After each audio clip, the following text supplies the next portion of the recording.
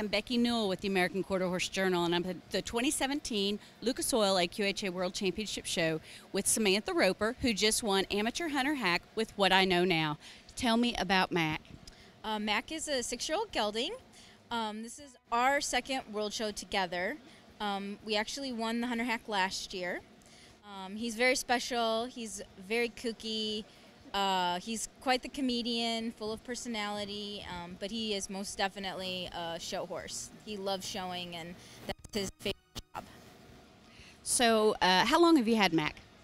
I bought him like 3 years ago in the fall. So last year was our first full year together. So this is our second full year together. So. And this was his last class for the World Show. Talk to me about what else he competed in this week. Oh, he's been a busy horse this week. We did the amateur working hunter together and the amateur hack, and then Lainey DeBoer showed him in the senior working hunter and the senior hunter hack, which he was reserved in the senior hunter hack. So he's had many days in a row, and he hasn't lost his sense of humor yet. So he's been just a trooper. So what's next for him?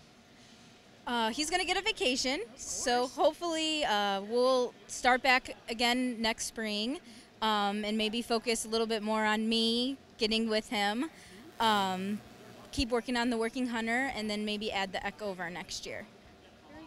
Very good. Talk to me more about his personality. We were all just chatting before this about what he would be if he was, who he would be if he was a human. So tell me what y'all were talking about. Well, if he was a human, I really think he'd be very much like my father. Yeah. Obviously, I love the two of them to death. Mm-hmm. Like, there's no one else that I love more in the world than the two of them. My dad is a little bit of like a picker, you know. He likes to push until you just say, okay, Dad, that's enough. And that's kind of how Mac is too. You know, he just kind of pushes on you on the ground until you're like, dude, come on, this is my space, you know. Be serious. Exactly. But no, he's very charismatic. He's always, pretty much always in a good mood, so.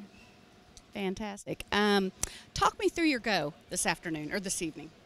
Well, I was 12th to go, so I was a little bit towards the end.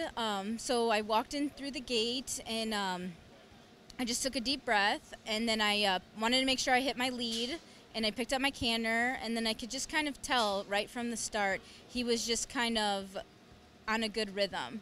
So I didn't feel it, but you said he was licking his lips going to the first fence, which doesn't surprise me at all.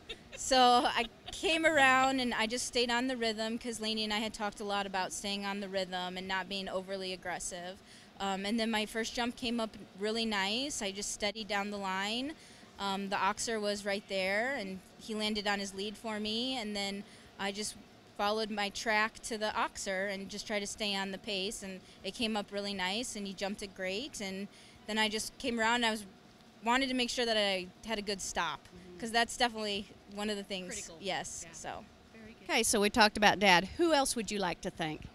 Well, I obviously want to thank my mom, because without her, this would never have happened. She's such a pusher, and she's so motivational, and she was with me every schooling, but she didn't get up last night. My dad did. So I don't know. Maybe it's like maybe it's a new trend. And I have to thank my sisters, Allie and Indy, and because they're very supportive. We write a lot at home, and they're my biggest critics. And then obviously I want to thank Lainey. She's such a great teacher. She's very encouraging and very patient with me. And then obviously I would like to thank her mother, Margaret. So. Well, congratulations, safe travels, and we'll see you back here next year. Thank you.